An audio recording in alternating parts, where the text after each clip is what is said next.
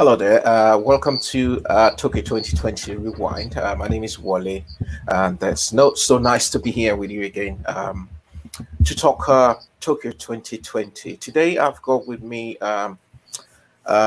two very interesting personalities. We're going to be discussing Tokyo 2020, obviously. One of them is going to be joining me in the second or so. He is someone who is more like a hero to quite a lot of people in Africa, not just in Nigeria. He was up till about sometime in June or July, he was the African record holder in the 100-meter sprint event. So it's had this record for close to about 15 years, you know. And someone from South Africa just suddenly came and broke it just before the Olympics. Talking about no other person but Soji Fashuba. Fash, thank you for joining us on the show today. It's so nice to be with a superstar, a mega star, so to say, I dare say. So an African record holder for a long time, to someone by the name of Akani Semenya came in to shatter the record. Let me start by on that note. How did you feel when you heard about that someone's broken your record that stood for about 15 years? Well, there was a bit of joy and sadness at the same time, if I'm allowed to say that, because I say joy because it shows that Africa is improving. We've been Mm, stagnant for too long. 15 years was good to hold a record, but at the same time, it's bad in terms of when the world record is breaking, things should be happening. So I think I was quite happy that the record was broken, but at the same time, I felt sad because I was like, oh, that was the hard work I put in to get that record, and to see it go when I was alive is like, oh, that's a sad moment. But overall, if I'm going to rate everything together, I'll say I was happy for Akini. yeah, I just want to like be a bit jealous and probably step in your shoes and say I wouldn't have been happy if someone broke my record just like that. I would have wanted the records to stay for probably another 50 years. But tell me about how you felt, you know, um, creating that record. It was a superb race, and the previous African record was just went like that.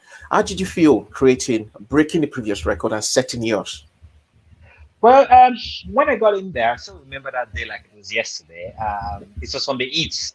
Well, if I can go back a little bit, the warm up was really bad for me. I didn't understand what happened. I felt sad, and my coach was there with me to calm my nerves down, which is something very important that Nigeria doesn't do because most of these athletes need their personal coaches who is able to put them in the right Mm, frame of mind. mhm. Then I was a bit emotional. I was like, I don't know what's going on, and my coach had to modify my warm up for me. If he wasn't there, I wouldn't have known what to do. And when he modified it, and for what he was timing, he was like, he thought his stopwatch had died. He'd never seen me go that fast in warm up. When I did in the eats, I did at 60% in the eats, and I broke the Nigerian record. I was like, wow, I still had enough in the tank. I just went to the finals, gave all I had. And I know I came second there. I was upgraded to first because Gatlin failed the drug test. But I think the emotion was high for me. I was happy. I was happy because I knew I'd won in a nine. It was an African record as well. So I was really, really happy then. What goes into breaking records? I know you said you had your one of the things that helped you in the day was you had your personal trainer, personal coach there Yeah. with you. But looking at the current crop of Nigerian athletes out there, some of them at the moment, the season best is just about 10, 10, 5, 10, 6. Yours 15 years ago was 9.85. So what amount of sacrifice do you put in, to first be a star athlete and then a record breaker? Well, it's all about sacrifice and hard work. Be prepared to put in the work because I remember while I was coming up, I trained. At one time, I fainted after training, and I still got up. When I got revived, I got up and made sure I finished that workout because I kind of believe if my workout defeats me, I can get to that level. So that was the kind of mentality I had. I had to sacrifice a lot of things in the sense that when my age mates were going out partying, clubbing, I was like, nope, it's the stadium. I want to be in the stadium morning, afternoon, evening. It was my world, and I treated it as that, and the reward came from doing just that. It's all about hard work. When people come tell you, oh, you're gonna use drugs to do this, I still say no. It's all about hard work, dedication. What you put in is what you get back. If you don't want to put in the time, you ain't gonna get the results you're looking for.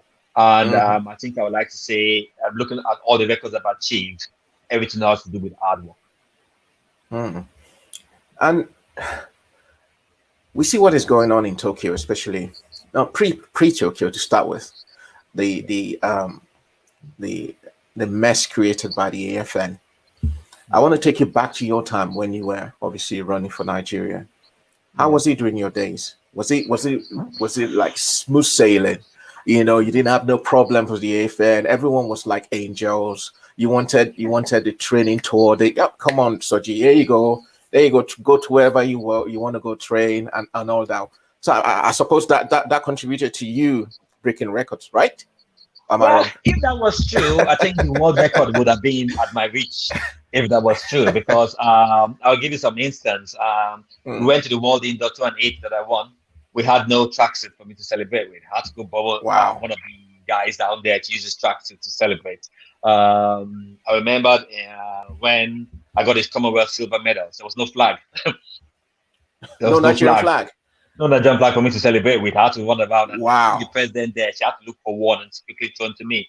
That's not even the worst of it. In 2007 in Osaka, we had no kits to run with. So I had to bring in register my Adidas to run with. And funny enough, I wasn't even registered for that World Outdoor. It was my manager there who said, "Oh, Shuba, you've not been registered." He had to register me. So it's not this time of registering athletes has been way before my time. And do I see changing? Oh, no, I think all this is just going to keep happening. People are going to keep doing the same thing over and over. Why we don't like we always say, the Olympics is 4 years, is every 4 years. Come the next one in 4 years' time, we will even have more problems than this. And if you look at it, and people look, oh, why are you saying bad things? But it's the truth. It's always, we always have 4 years to prepare. And it always happens that at that particular time, we have one problem or the other. It's sad. It's sad. So I can tell you for a fact that during my time running, if we were not, as an artist, if we were not in the accommodation a day before, we were fighting for allowances that were supposed to be paid for. It's either we're trying to look what kids are we going to run in. I think I must say the Nigerian athletes are strong mentally because if compared to what other countries go through, as a Nigerian athlete, being there myself, I can tell you that we go through a lot more than what other people go through. Why people should be sleeping before their races, I'm telling you, they'll be running around. No, it's sad. It's very sad. And you went through all this, and some of your compatriots that back then will say, you know what, I've had enough of you guys. I'm going to the next country that calls me up to come and run for them. And you did it. What was your push? What was your motivation to do all that? I still had that faith in me. Then that things will change. Because I had a stubborn mind, if I could put it that way. I had a stubborn mind and I had a belief that I can change everything. And I worked hard. So I was like, let my record speak for me and things will happen.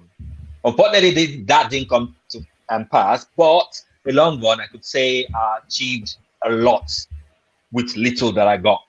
In the sense that if I look at my world indoor medals, the first African and only African to have won that. I just lost the African record, which was there for 15 years. I've got a Commonwealth silver medal. I've got an Olympic bronze medal. So when I look back into those times, will I change anything?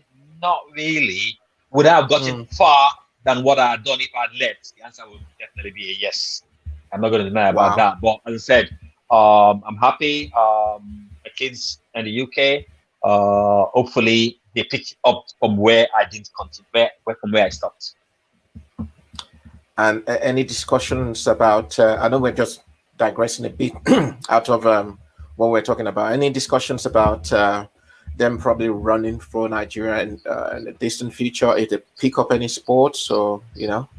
Well, I would like to say I would have left that to their choice, but it's going to be you either pick a nice place where you're comfortable or you pick the fire.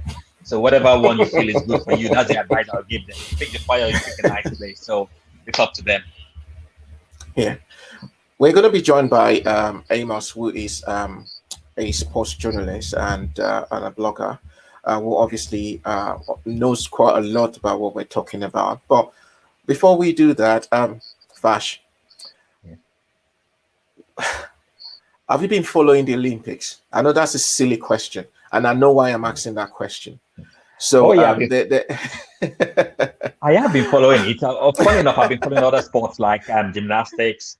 I even saw one horse dressage. I don't know why I was watching that, but I think athletics is my main game, and that's what I've been following it gradually. so far, what's been your take on Nigeria's performance overboard? So far, no medals there. Instead of the medals, what we've been experiencing are defeats after defeat, then a show of shame that obviously climaxed yesterday. Well, the way I look at it is, our athletes are the best out there to me. In my world, this is what we've got now. We're the best, but it's like having a Ferrari and you want to start fixing it with a Peugeot parts. That's what we are, and still hoping for a performance for a Ferrari. That's where we are at the moment now. So whatever medal we get, I don't think the country should even feel that they had any hand in helping those athletes to get there. That's just the way I look at it. Because those athletes have had to, during the fight between the federation, they've had to try and block that out. During this embarrassment we have in the Olympics, they had to try and block that out. Because I can tell you, the athletes would have gone down there, and when they heard that news, they would start panicking. Oh my God, am I the one that's been knocked out? That takes a lot of the athletes mentally. So now we're not telling our athletes to go to the track and focus. How can they focus when the people that were meant to protect them, we've been fighting ourselves right to get the right people in place. We've gone to the Olympics, we've modeled it up, and when they don't perform now, we're going to say, oh, the athletes didn't perform well. But who grades from the minister down, who grades them to say, oh, you are the ones that actually caused these problems? Why are you guys not answering to these problems you've caused? You're going to come back now and give yourself a pass mark and tell the athletes, oh, they need to work harder. How hard can they work? They've worked hard. They've used 4 years to prepare. You have 4 years to prepare for this Olympics, and you've made this model. So it's a no-brainer for me. And the current news we're actually hearing from the Tokyo Olympics, especially with regards to Nigerian officials camp, is we should blame the athletes themselves. We're not, we the officials are. Yeah, we cocked up, we messed up, but yeah, blame the athletes themselves. What do you say to that? Well, what can I say? It's like from time, I think with our sports team, if I can use this thing to describe it, we are kind of people that want to use a carpenter to fix a car. That's the way I kind of look at Nigeria is in a kind of way. Why do I say that? We've got politicians running our sports. What do they know about sports? Oh no, let's just throw money a little bit. We get 1 million from the government and throw 1K at the problem, and that solves it. That's the honest truth about what they think. And when it doesn't work, oh, why did they fail? Then what they try and look is when one person gets a medal, oh yes, we did a good job. That is always the principle. Will it change? I doubt it. Until we get technocrats managing the right places, I'll still keep using this word that we are going to keep using carpenters to fix our cars. And the other news I actually heard about a few minutes ago, because I was in another show where I was interviewed, was that the other one faction of the AFN, led by the Guso faction, as I promised Enoch Adegoke, that go out there, win a medal for us, and we give you an SUV. What kind of motivation is that? I mean, so, with all this going on, someone that comes up to you, say, Fash, you are in Enoch's position, and says to you, "Oh yeah, just go out there, win the gold medal, and you get an SUV." What does that say to you? Well, I just kindly tell them, all right, then it is fine. Just give me a horse and a cart, put the cart in front of the horse, and then we can go. As simple as that. Once we get that moving, then I'll get my SUV. The simple that. Don't come about telling me you're promising heaven and earth when you know that yes, my chances are really slim. The question I will be asking you is, what have you done to be able to make me win that SUV? Practically nothing. You come about showing those big things, and I bet you, look at Ajowan, she's just getting a house now. I don't know if she's actually gotten it 25 years time. You know what I mean? 25 so years. If Enoch goes and wins the car, maybe it's probably when he can't drive, he'll get the car. So it's all these promises. They should stop promising. athletes that you've got a car, you want to drive a car from Benin to Lagos. You don't say you're going to put fuel in the car in Lagos, will you? You're not going No. to do that. Why not put the fuel in Benin and then the car gets there, then you give whatever you want to give. You see, that's the problem we've got in Nigeria. We've always had it before my time. They promise heaven and earth, they fail us, they keep doing that, but everything always happens to, the athletes underperformed, the athletes underperformed.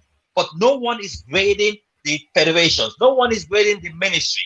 Everybody keeps saying, it's the athletes. The athletes are the ones in the spotlight. But look at other countries. They know when they fail, they know it's back to them. Or in Nigeria, when they fail, it's to the athletes. When they win, it's to the minister or to whoever wants to take the glory. It's always like that. And we always have sports people who try and put the nation in the forelight. And do you hear anything about them? No. Why? Because the government are so busy doing whatever they do, but don't even want to encourage the youth. And they keep saying the youth are lazy. The ones that are working hard, what are you doing towards them? Nothing. And you start seeing loads of youths going into 419, going to Yale. Why are they doing that? Because what do they see? They see our politicians. I bet you what will likely happen, and this has not changed. We will go with 20 athletes and we'll go with 1 million officials. Sure. I bet that will happen and that will never stop. So it's a thing. Why? Why are we doing this? We want progress. That's what surprises me. We always say we want progress. We want progress for the sports. Yes, we want the progress. What are we doing to get that progress? Nothing. We want to get the progress first, then do something. It doesn't work that way. Athletics is now we are focused on these people. What's happening with the junior ones coming up? Is anybody saying about them? I keep telling people that we always keep shouting grassroots, grassroots, grassroots. We've been shouting grassroots from time immemorial. What happens after grassroots? Do they go from grassroots to Olympics? No, there's got to be an intermediary where people have to come in and take them from there to that thing. Look at festival. Festival should be that means, but what have they done? Some people have gone and fought for it to be opened. They've opened it now. How do you get your talents from grassroots to the middle level to the senior? So now people have to pass from grassroots straight into Olympics. How does that work? It's like telling me I finished kindergarten, I should go to secondary school or go to university. That's exactly the program we are running. And I keep trying to drum it that we have to have a systematic approach to things. Until we have that systematic approach, come the next 4 years, we'll be having the same conversation again. In other countries, we see people like yourself, been there, done that. If not managing the federation, they are there to mentor, people and ease them because of your experience, ease them into, they might be performance directors, they might be coaches, they might be what have you. One school of thought will say, but you guys, you don't do anything. All you do is just sit by the sideline. What have you done to probably come and contribute to revolutionizing sports in Nigeria? What would you say to them? Well, the problem with Nigeria is the way we reason. We don't reason like the developed country, if I could use that term. Not an insult, but I'm going to get to the point on that. The reason why I say that is when we have most people in power tend to surround themselves with people that want to tell them what they want to hear. Most of us that have traveled, we don't do that. We tell you what we know is the truth. Mm-hmm. Are we liked? No. Where do you think we're going to be? Sideline. Tijalu is the coach. He's competed this in sports. He's actually there in Nigeria, running for MOT and doing things well for them. Where is he in the team? He's back home. So do you think I'm going to leave my life in the UK, come sit down there to tell one president or one governor, sir, how do you want to run it? No, it should be the other way around. I should be telling you this is the way we should run it. And Kuso's federation was trying to do that to some extent. I'll give them that part about it. They were trying to change that thought of that line of thought, if I should say that thing. But there were other things they were doing really wrong. But I'm going to say it, I've always said this, I'm willing to give, and I know a lot of athletes will say that, they're willing to give an honest view. But when I mean a view, it's an honest one. I'm not going to tell you what you want to hear. I'm going to tell you the truth. And the truth about it is you've got to start investing in your athletes at an early age, close that festival, and make sure things do well. Unless what happens 4 years' time will happen again. Do you think anybody will like that? The answer will be no. They don't want to hear that. They want to hear, sir, you're doing well. You're doing good. That's all they want to hear. And obviously, this minister that is there has got one or two former former greats there with him.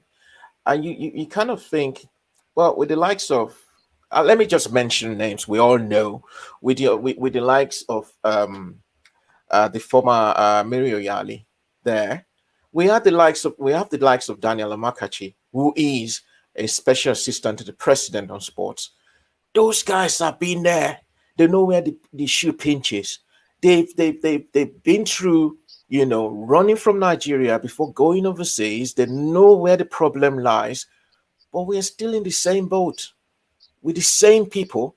So what do we really need to do to change the narratives about Nigerian sports?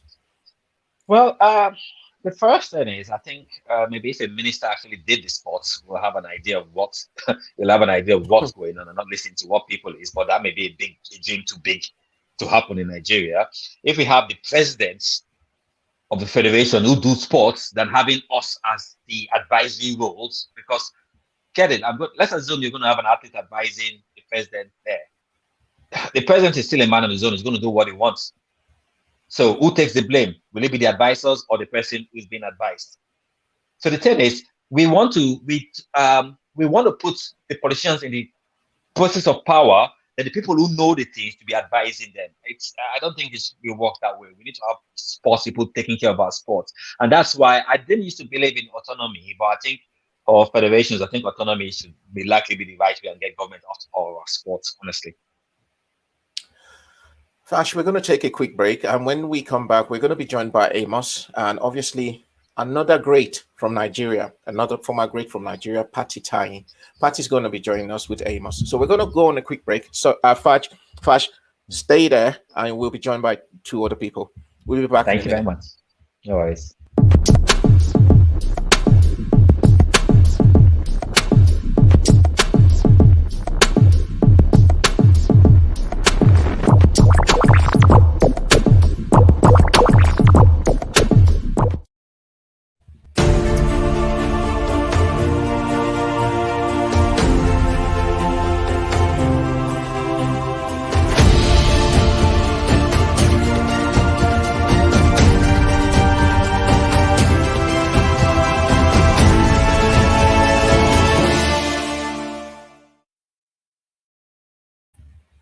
Welcome back to the show. It's Steve Tokyo 2020 Rewind, and I've been talking with Soji Fashuba, who is former African record holder, 100 meters. Obviously, we've been talking about what's been happening so far with regards to Nigeria's contingent zero in on athletics itself. We're being joined alongside Fash Soji by Patty Tai. I think Patty's going to be joining us pretty soon, and obviously Amos Johnson. Amos, like I said, it's Pat. There you are. Thanks for joining us today. How are you? How's it going in America? Hi, Wally. Thank you for having me. Hi, Flash. Thank you for joining. Hiya. How are you? I'm fine. And obviously Amos is joining us. Hi, Pat. Hi, Wally. Yeah, thank you guys for joining us. I'm sure you've heard a little bit about what we've been saying. My discussion with Fash so far. Amos, before I bring you in, let me just quickly bring Pat in. Pat is a former long jumper, an Olympian, has been to the Olympics. She knows, what is going on. She knows what these wonderful Nigerian athletes are going through at the moment in Tokyo. Pat, let me ask you this question. How do you think these boys and girls, these youths, how do you think that what do you think is going through their mind at the moment? I mean, you've prepared for an Olympics. You've gone there, and suddenly the minister said, "Oh, you are alternates," all because you were banned. I mean, what's the difference between? I don't get it. What is going through the minds of these athletes at the moment? Well, first of all, it's really a pity, and the psychological damage this has caused the athletes will last for a long time. I mean, for anybody to think that those athletes are alternates, hello, please go and check what is going on. It bothers me when people come out and say what they don't know. Make sure you get your facts straight before you start speaking. But when it comes to Nigeria sports administrators, no, no, no, no, no. They can just come and tell the world stories and they expect everybody to buy that story. For me, all I'm worried about is those athletes. They need to make sure those athletes are mentally sound because this kind of thing can, you know, it's going to last for a long time. So I feel sorry for these athletes and I don't even know what to say. I don't know what to say. I'm telling you, I don't know what to say because, like Fash said, we have been through it. We have been through it. And this is, it continues to happen. And nobody does anything. People are not being held accountable. It happened in 2012. It happened in 2016. So it's like, okay, this is what has happened this Olympics. Next Olympics, something else is going to happen. Drama never stops with Nigeria. So you don't blame the athletes. Don't blame the athletes. Blame the incompetent officials that we have. That's all I have to say. Pat, Amos, sorry, before I come to you, I just want to ask Pat this question. Obviously asked Fash the same question. Pat, during your time, especially when you went to the Summer Olympics in 2000, how was it for you? Did you have to go through all this nonsense? Especially, Fash mentioned some very ridiculous things that happened during that time. Imagine you are in the competition, you don't have kits, you don't have the Nigerian flag, and you expect them to win. So when they win, what do you expect them to celebrate with? Were you even talking about winning? They will even frustrate you before you get there. I would never forget 2000 Olympics. I was removed from the team for no just reason. Wow. I was in training camp in Mauritius.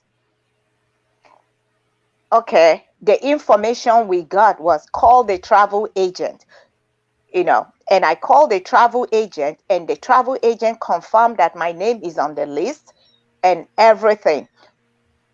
Then I started hearing rumors that, oh, I tested positive. And I'm like, where is this coming from? Or I'm not on the list.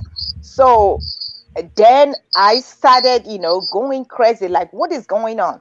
I called the NOC Secretary General, who told me that he didn't even understand what is going on. He just said to me, no, you have accreditation, you qualified, everything. I was so confused. I didn't know what was going on. And mind you, I was in training camp in Mauritius. I didn't understand what was going on, So somebody was kind enough from that camp they were in Adelaide to tell me what was going on, that I was removed, that I've been removed from the team. I'm like, what? Then I have to go call the DG, by name Dr. Amos Adamo. When I called him, he asked me, where are you? I said, I'm in camp in Mauritius. And he said, does your federation know where you are? I say, yes, I have a letter. That's it. I have a letter. But they told him that they don't know where I am. You understand? So you can imagine what was going through my mind and all those things that I've worked so hard to qualify for Olympics, and somebody is going to take that away from me because they want to put somebody, one of their athletes that did not even meet the standard. So those kind of things is very, very dramatic for athletes. Representing Nigeria is paying a price. I'm telling you, and it hurts me to see all these athletes going through this painful experience. I mean, this is something that will last for a long time. I hope Amos, some of them will just get, psychological help. They need it, and they need it now. Amos, as a sports journalist, and you've seen all these things happening, how do you report issues like this? I mean, this is unprecedented. Have you ever seen an Olympics where um, um, um, athletes decide to protest, not because of anything they've done wrong, but because of some incompetent officials who, through their negligence and what have you, have created this mess for this Olympians? I mean, it's quite unfortunate that I had to witness this show of shame. I have never experienced this sort of embarrassment in my life, in my whole life. I know I'm not that old, but in my whole life, I've never heard any country athletes come out to protest what is going about what has happened to them as a result of the irresponsibility of some of their administrators back home. You know, just as Fash and Pat had mentioned, we have people who it's like Fash said, you have a carpenter, you want him to fix a car. These people literally do not care about the career of athletes. Just earlier this week, we saw Leon Balogun, who plays for the Super Eagles of Nigeria, came out with a statement just to say the way it is. If we continue to have more people coming out to speak up, perhaps things are going to change. But Pat also mentioned that these things has been happening for quite some time. You'll be shocked that next Olympics would also have some other drama of this nature, because we keep having politicians at the helm of affair. And unfortunately, our media at home also has a buck of responsibility. We sometimes do not say it the way it is. I woke up to the news, or I woke up to Blessing Okagbare's tweets, and then I was forced to put up the article I wrote, the opinion piece I wrote about this, that this is a disgrace. But you still find these people in administration, they want to lie. They say these athletes are alternate athletes. How dare you refer to them as alternate athletes? Imagine they try to cover up at every opportunity they have to just cover up something, just so they don't take all of the blame. Come on. It's like taking players to the World Cup, FIFA World Cup, and FIFA says, submit the list of all your players, and that's it. So it's like you're not even sure that your athletes are qualified to compete. What kind of irresponsibility is that? People, heads have not rolled. We're only seeing statements, one-sided or tilted statements from the AFN, from the ministry, people writing PR releases. I'm like, what's going on here? You guys take whole responsibility. Think about the career of these athletes. It takes another 4 or 5 years. We don't know what is going to happen. With COVID, we now understand that anything can happen, right?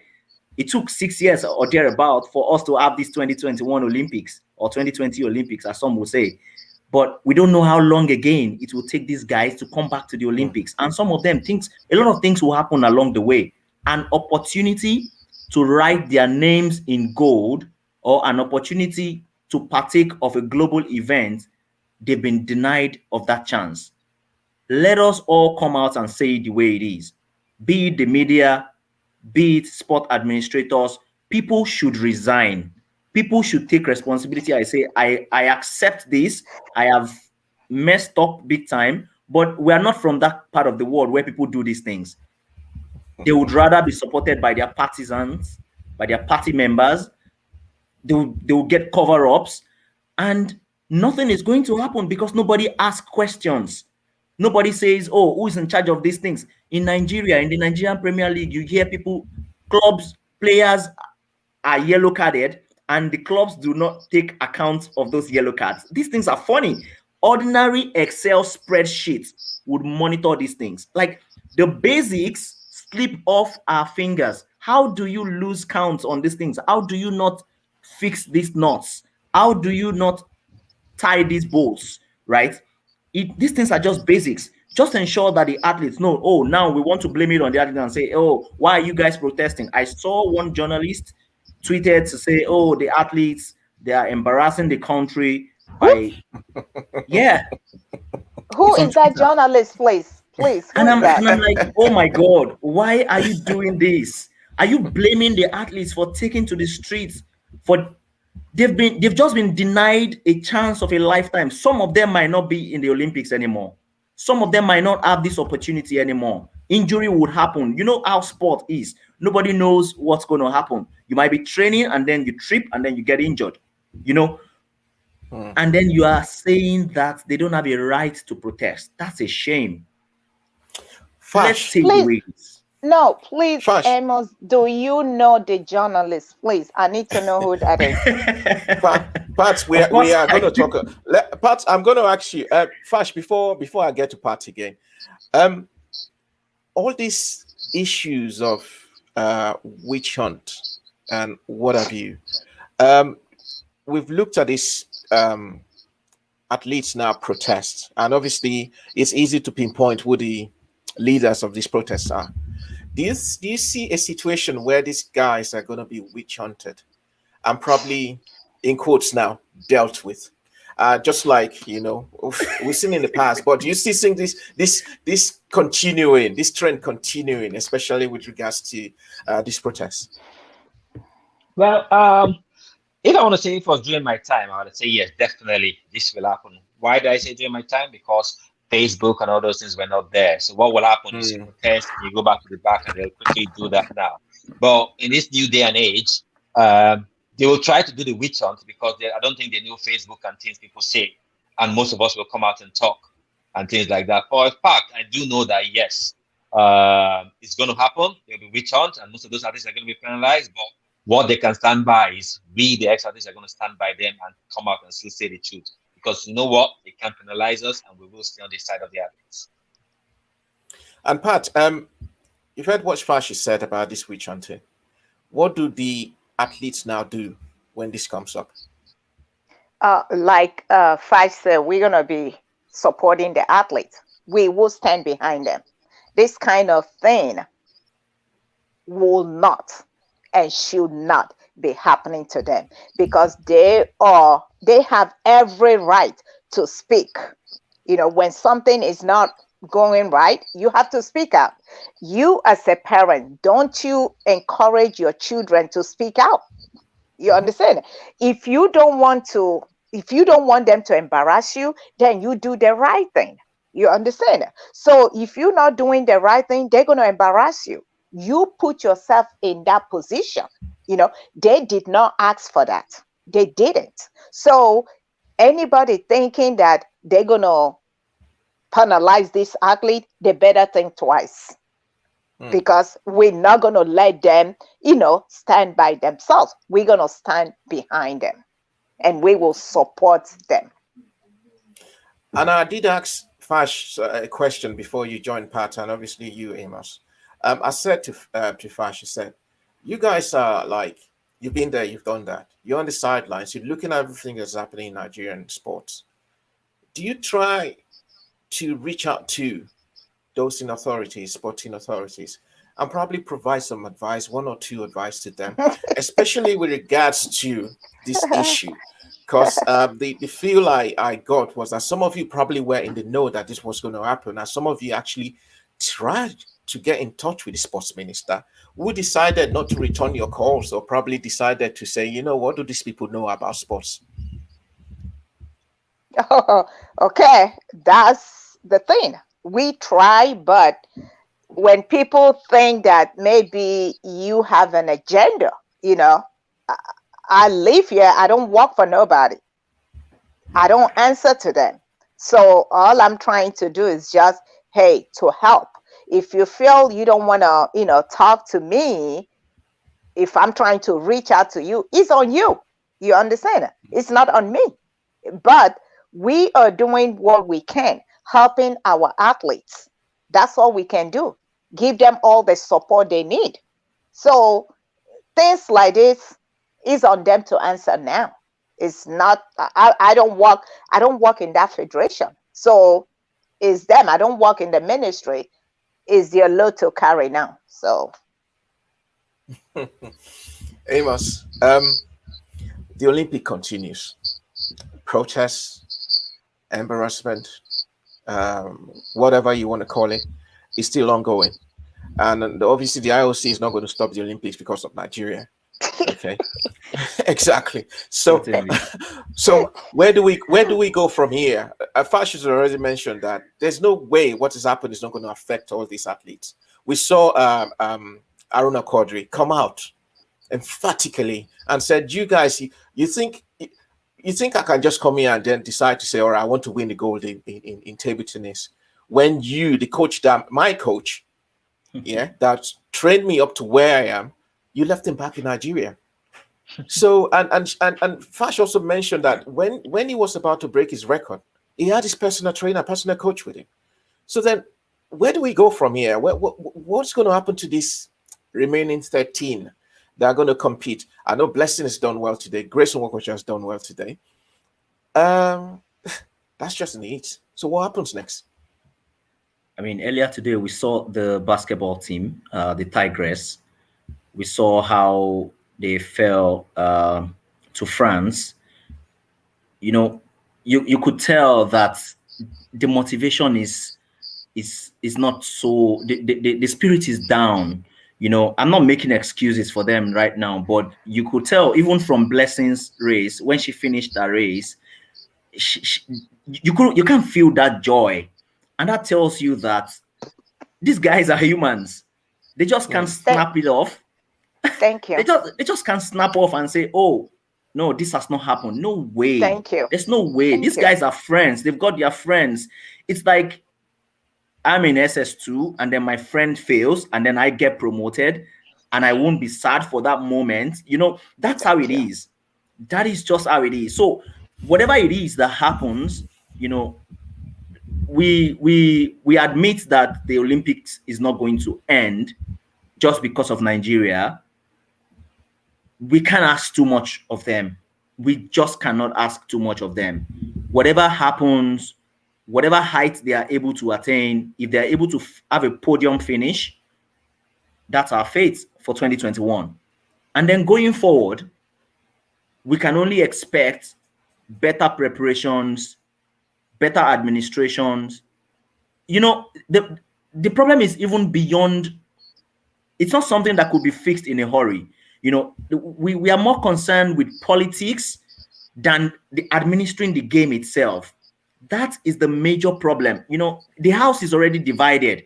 There is, you understand that in the AFN there are different factions. All these things are laughable. In basketball, there's not been a league. These issues have just been there for years. You know, these things have to be resolved for us to have better presentation when the tournaments come proper. There is not going to be any magic. We're not going to have any magic if we don't fix those things back home. So the first step is for us to fix our administration, and then the process of recruiting our athletes. We're never going to get it right if we don't go back to basics.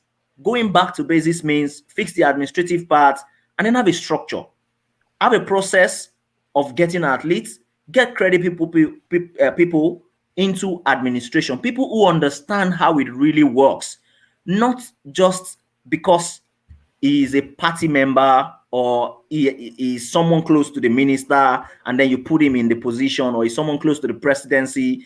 Those things are not going to help us on the long run. They're not going to help. You made mention of Daniel Amokachi being close to the minister and then some other people close to the minister, but are they able to advise the minister on the right things? Are they able to make outright decision? Are they able to suggest to the minister and then the minister accepts it?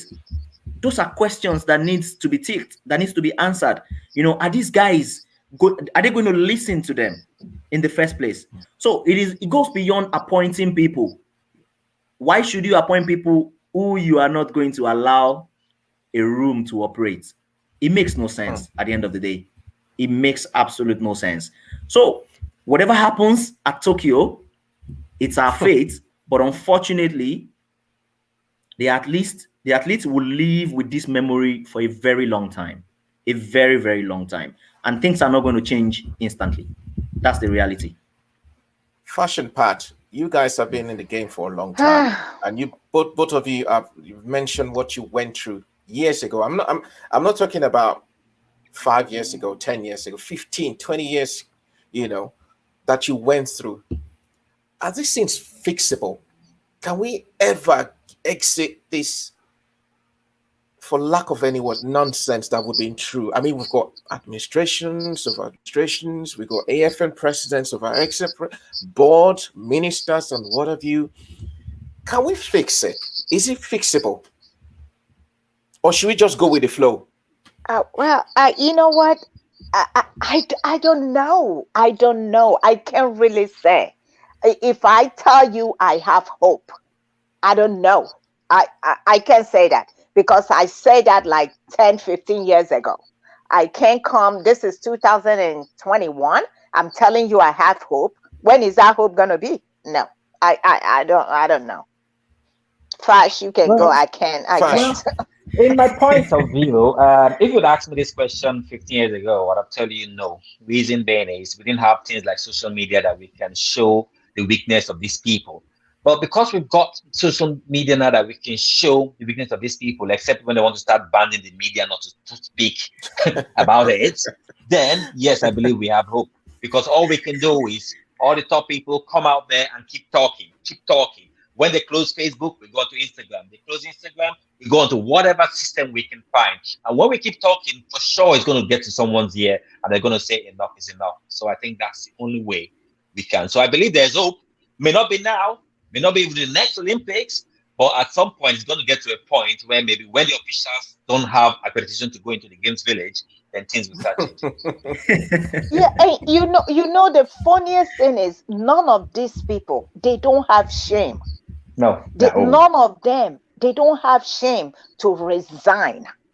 It's only in Nigeria I see this kind of thing because if it's here, you know, I mean, if it's here, somebody would have resigned.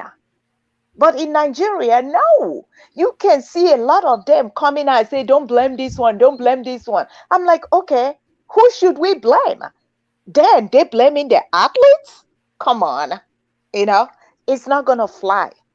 It's not Well, gonna the way I fly. think we've got a way of fixing things. The way we fix our problem is carry one problem and put in another federation. Then carry those federation. So that's the way we've known how to fix things, and we'll keep fixing things that way until we get the fact that if they don't resign, sack these people and put in competent people, then come 4 years' time, we'll be having the same competition again. No, didn't It's we going to have keep the happening. same conversation in 2012? We had Yeah, the we did. same conversation. 2016, the same conversation. When is it gonna stop? You know? Well, as I said, Are, is are we, if we keep saying we're not going to have faith, then it's we've resigned and let the I would like to say the enemy at this moment are the politicians win. We just have to keep talking. That's all we can do for now. Just keep talking and keep talking. And at one point, I can guarantee you, at one point, someone's going to say enough is enough because when we have athletes not eating standards, then officials can travel. Then nobody can get extra codes. Then somebody's going to have to sit up and say, no, well, you know what? I can't be a minister or I can't be in this position and not go to the Olympics. Let's make that change. So it's going to happen at some point. Well, I watched Amos, the video. Yeah. I watched the video of go. that So, soccer player, the football Leon player. Balogun. Leon Leon, Oh my Balogun. yeah. God. I watched that. I'm like, holy cow, this guy, thumbs up, because what he said is the truth. They will say, oh, you don't have respect, all those kind of things. And I'm like, come on, you know, it's only in So, Nigeria. so Amos, if you are in the position to probably advise the sports minister at the moment, with all this going on, what would you say to him? How would you advise him to bring these athletes back into the fold? Because like like I said, I was in the previous program before this one, and my take was, we should say some of these athletes, even if they're not injured, if Bahrain or probably Kuwait or Oman call them and say, come on, race for me, and who says they can't go? Who says they can't? They won't say, listen, I've had enough of Nigeria. I'm going to run for another country. It's possible. Some of them are actually US citizens. What if, who says America can't say, all right, you know what? Dump down Nigeria. Come run for us. So what would you, if you were to advise the sports minister at the moment, because at the moment he's the one there, he's in Tokyo, he's more like the overseer for every team there at the moment, Team Nigeria. So the box stops on his table. What would you say to him with regards to this wonderful 10? I mean, the only thing that can give these athletes some level of assurance is confidence, and two things they need: confidence and assurance, right? So if the sport minister really wants to prove that he's really the right man for the job, and he wants to earn the respect of the world, not just these athletes, and he wants to earn the respect of the whole Nigeria, he needs to make people take responsibility and get accountable for what has just happened, because this can never happen. I'm going to say this, like, these things can happen with Great Britain or the United States of America. These are simple details, right? Let people take responsibility and let there be sanctions. And then these athletes would have this confidence to say, oh, we think, let's begin to take these people serious, right? Else, these guys will, at any opportunity, move on. They have the right to move on. They have every right to move on. If Qatar, Bahrain, and all these countries should invite them, they will go, or they might go. But for us to assure these guys, these athletes, that don't worry, we're solidly behind you. I saw one of the press releases today from the AFN, and they say, oh, we're going to stand by these athletes. They made a promise that they're going to stand by them, which is fine. Those are mere words. But when actions, we need the minister to put action to words, not just words. Don't just come on TV or on paper and put words. No way. Let those words speak. And then these guys would have those confidence and say, okay, we think something is going to happen. Imagine, this is Pat, this is Fash. These guys have been there back years ago. They've been there, and the same thing is still happening. Nothing has changed. So how are they going to be sure that next year or in 2 years' time, there's not going to be a repetition? So my only advice to the minister would be, put words to action. Let people see the results of your words. Let people be sure that, hey, there is indeed a new person at the helm. Let us see action, not just words. Because there is no amount of, you can't start, oh, don't worry, we're going to give you a house in Abuja. You know, all those kind of things that they promise in Nigeria. No, that's not what they want. They are not suffering. That's not what they want. Those are archaic ways of giving people assurance, or of showing people that you love them. Let action speak. When people see these actions being taken, everybody, whoever is coming to position tomorrow, would sit tight. They'll just dot the I's and then make sure that they cross every T's before they go to competitions. How can you be focused on, oh, they want to sign Puma deal, and then nobody is taking care of the core athletes? You should care about the athletes you should care about their clearance before even traveling. You've not cleared the guys who are going to compete, and then everybody is leaving. That means it's still the same jamboree that we're all going for, as they used to say, jamboree in quotes. You know, so the plight of the athletes should come first. It's not enough just to write in words, but action. Simple. Fash, as a former athlete, obviously, if the minister comes forward and say, you know what, I admit we've made a mistake. I ask for your forgiveness. We're going to start doing things right. Would that be sufficient enough for you as a former athlete? Would that change the mindset of these athletes that have been cast aside, so as it were? Well, before I answer that, I want to drag us back to the World Championship in Doha when there was a technical error there and heads rolled, and that heads was on the delay, if I'm not mistaken. So if heads are not going to roll on this one, I don't think an apology is necessary, because heads rolled and we went worse. So let's find out what really happened, because because it's all going to be denial. It's all happened now. Everybody panics, and as soon as they get to Nigeria, the celebrations, the next day, they're focusing on what other sports they want to try and damage and stuff like that. 4 years ago, nobody remembers what happens today. This has to be dealt with now, in the sense that athletes are. Let's assume, I'm not sure the contingent that went there in terms of, we've got 23 athletes going there. How many officials going there? So do we need the amount of officials that are going to be looking after the athletes? Start cutting down the officials. All right, let's cut them down as well. Just go stay with those athletes that are staying there. Whatever condition they are in, you're in. Then we know that the minister is getting ready to do that as well. Not just letting the athletes roam about. Really, we even had an embarrassing time that they don't want to even give them the mobile phones. Were they planning to go sell the phones in Nigeria?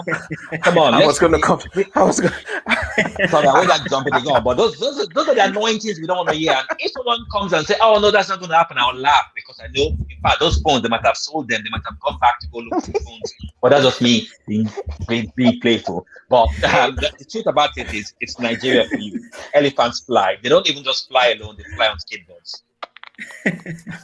Pat, obviously the story also coming out. Fash already put the cat out of the bag. I was going to come to that. The rumors. I want to say rumors now. Okay, coming out of Tokyo was that the goodies meant for the athletes and what have you was cornered by some officials. These goodies includes obviously mobile phones and what have you.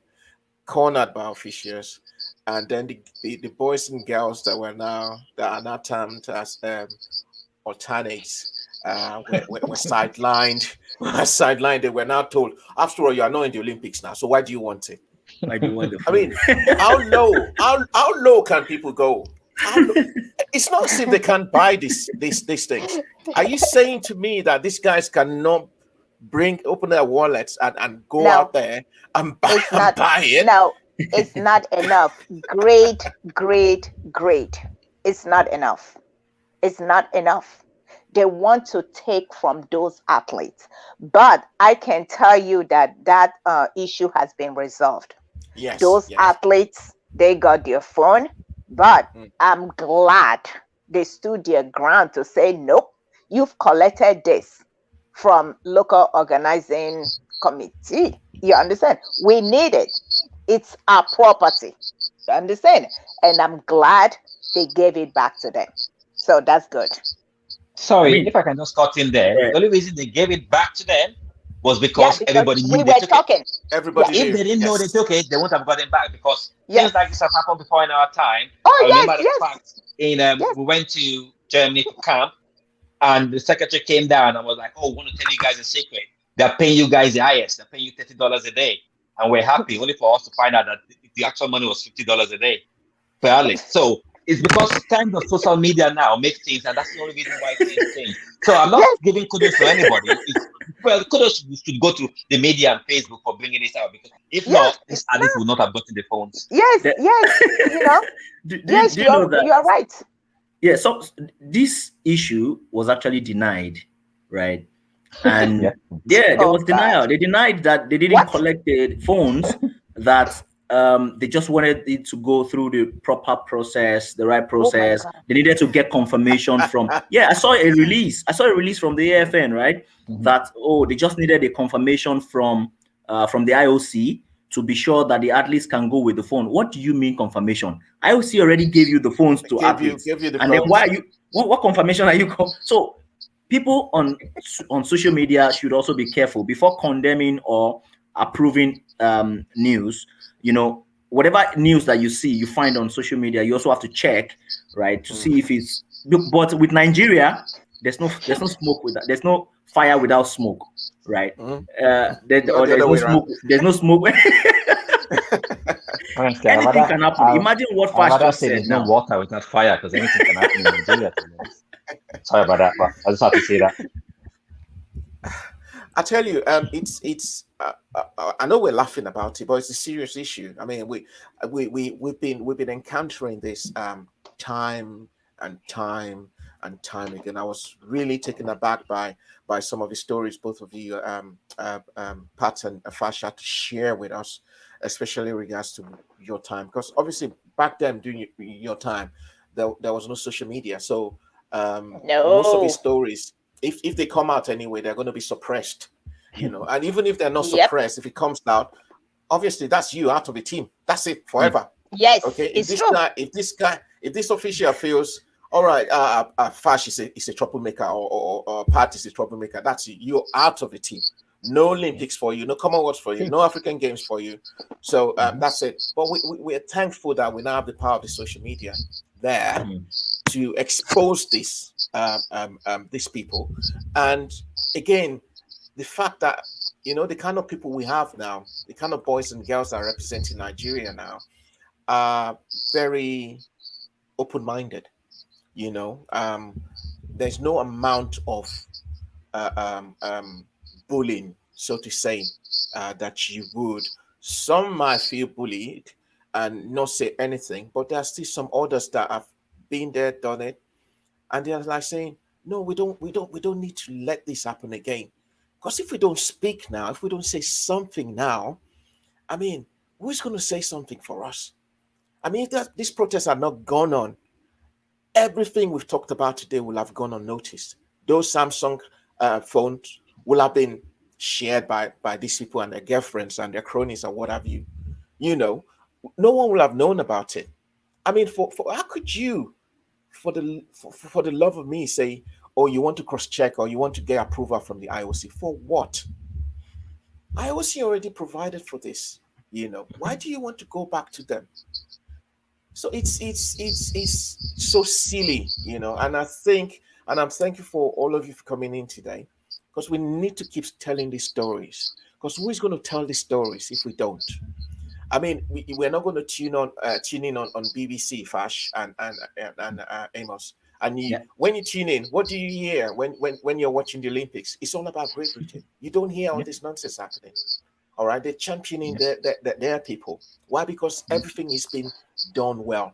And I'm sure it's the same when you listen to or watch Fox News in America or CNN or what have you in America, Pat.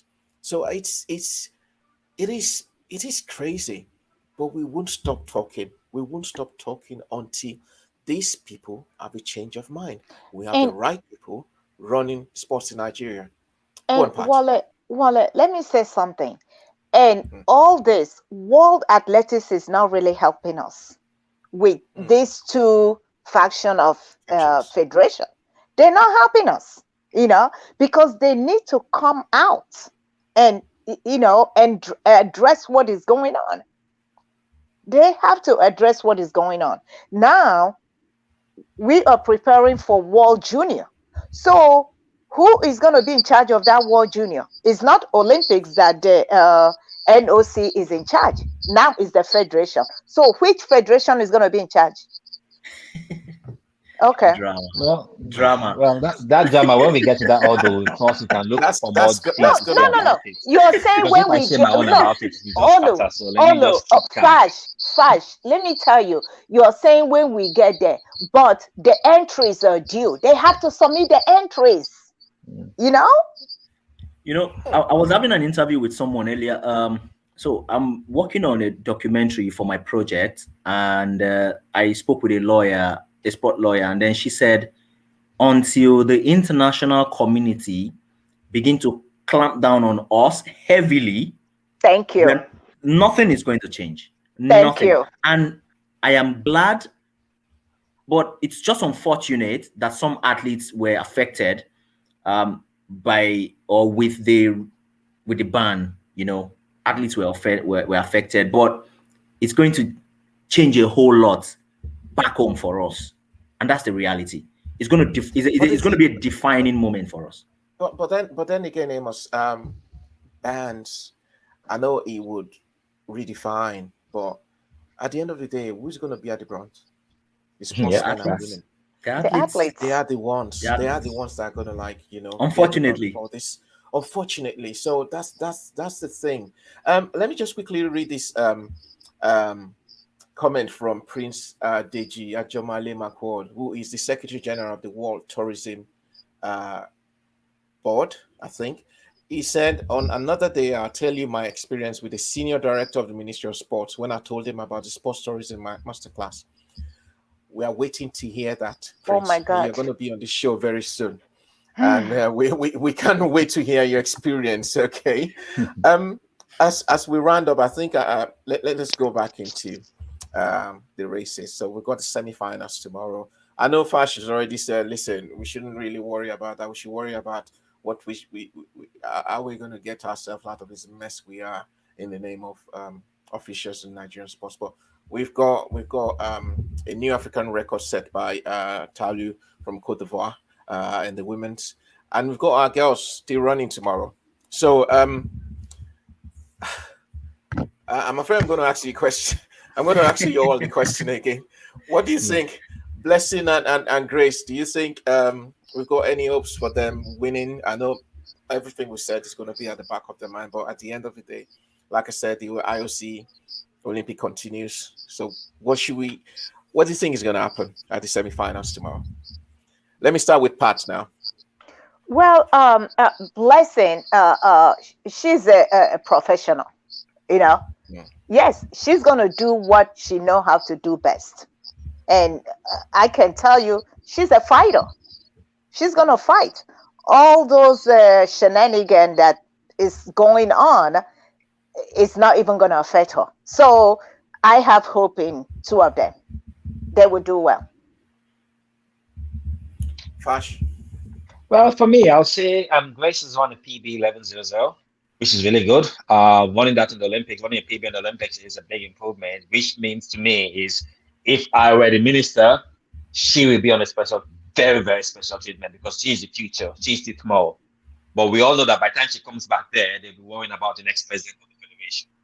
For Blessing, she's a professional. I'm not going to deny that fact. And her mind is set already. I can tell all the things we say, she's not going to listen to after the race. Then I bet you after the race, she's going to let it out. So I see her doing really well. And I know she's in a strong semi-finals. And I think she could sneak in. It's a tough race for her. Once she can pass that mentally and get to the final. Ronkoche could likely also as well. Has a bit harder. But she just needs to have that mind. I'm not sure who our coaches are there because our coaches probably be fighting over the phones at the moment now because I bet not really our own personal coach, but more the national coaches that are meant to be going with her because that's all they're good at doing and stuff like that. So, but what she needs to do is, if I were her, get a coach, stay more with her coach, avoid the national people, stay with her coach, learn more from her coach. Don't let people start trying to mix Gary and Eba or Gary and Beans together for her now. Stay with her personal coach. Let her start doing the best thing that she can do. That's what I can say about the winner. Amos. I mean, I said earlier, well, we can't put too much pressure on our athletes at this point in time, so we can only expect or hope that they come out with their best, provided they are able to raise their head above whatever it is that has happened. She's got a very strong semi-final, just as Fash has mentioned. Look at the category, the people that she's going to be racing with. These are also strong people who are also able to finish in front. But I think she's got what it takes. She's a professional. She has seen it before. She has been to. She has won. Winning is already a part of her. So we expect that she's going to come good tomorrow. Hopefully, by this time tomorrow we'll be celebrating. Something to cheer because we already have this at the back of our mind that athletics will always do something for us. Our hope athletics is one of the imagine from about 25 medals, athletics has about 13. In the history of the Olympics. So that tells you that we always have good people, strong people who've got character and they've got a mind of their own. They are a force on their own, So that's the kind of person that she is. Look at what she did today. That tells you that she's able to do it. So we put all of our confidence in her and we expect that she turns up tomorrow. and I would want to put everyone said somewhere. Now, I want to ask you this question. Despite everything's happened, how many medals do you think Nigeria is going to come up with at this Olympics? Amos, let me start with you first. How many medals do you think we're gonna get out of this Olympics? Honestly, our hope of medals have been depleted. But I think we can still do good with at least we should come out in the races. We should come up with some medals. I'm not sure. I'm not so sure. I can't tell, but I'll leave it to the professionals. Okay, Pat. Thank how you. many Thank medals are you. we coming out? Thank you, Wale, and thank you, Amos. I'm telling you, I really have hope.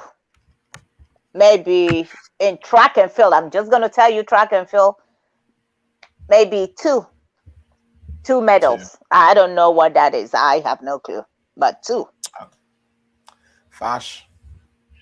Well, I think I'm already reading your mind, Fash, but let me let you say it. Well, I've been calculating with the kind of preparations they've made. I'm going to use that kind of preparation as well to predict medals, because they would have probably told the president maybe 50 medals or something like that. But if I want to be realistic, I'm going to say roughly about two in for athletics as well. But bearing in mind with what has happened now, it could reduce, because I'm not sure, I'm not there physically to see the pressure of what they're going through or not. But I think I'll just do a bit of calculation and say 5. Wow. You say how many? 5 the old sports. 5? Well, if Nigeria is allowed to make those kind of mistakes, I'm surely allowed to make my own kind of mistakes as well.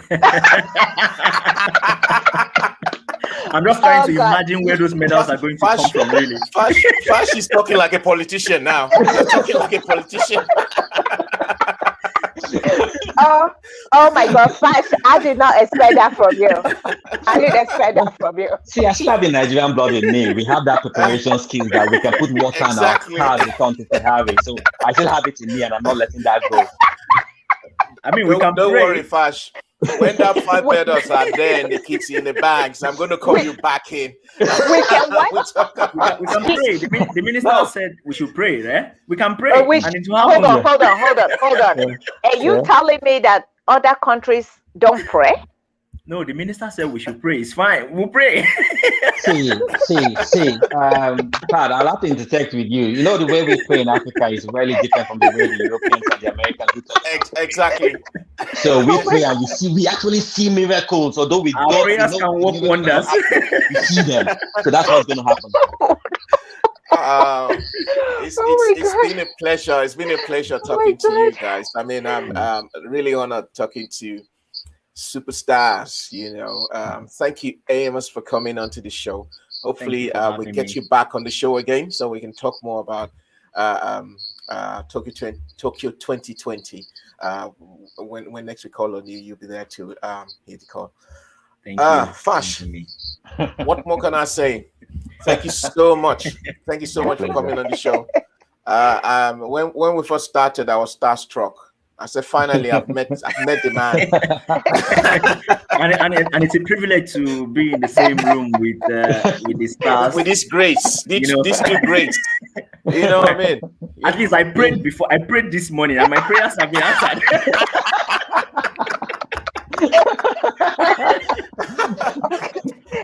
Look at Nigeria, man. And Pat, thank you so much for coming on the show. Thank you so much. I know we usually talk a lot on the phone, so we will keep talking, and hopefully everything we talked about today, someone somewhere is watching, and on a serious note, someone is probably taking notes. I'm probably learning a lesson or two from what you guys have said today, and hopefully we'll see a change in what our psyche and the way we run sports in Nigeria, and hopefully one day all of you will come back. We'll be invited back home to come and contribute your own quota to sports development in Nigeria, and we're looking forward to that wonderful day when that time comes. Thank you so much for coming on the show. I wish you all the very best in all your endeavors, and hopefully some other time, maybe before the end of the Olympics or the end of the Olympics, we'll call you back to celebrate Fash's 5 medals. Yeah. Well, I will do what the politicians always do. Don't worry, we'll get it in the next one. I'll start saying that Thank, now before the end. thank you. Thank you Thank you so so much, much. Thank you Wale. so And much, Wale, for having us. Amos, thank you. And Fash, I keep in touch. No All worries. Thank right. you very much. It's my Okay. pleasure. Thank you very much. All Okay. right. Have a Take care, good day. All guys. right. Thanks for coming. Okay. All right. Bye. You. Take care, Bye. guys. Yeah. Bye.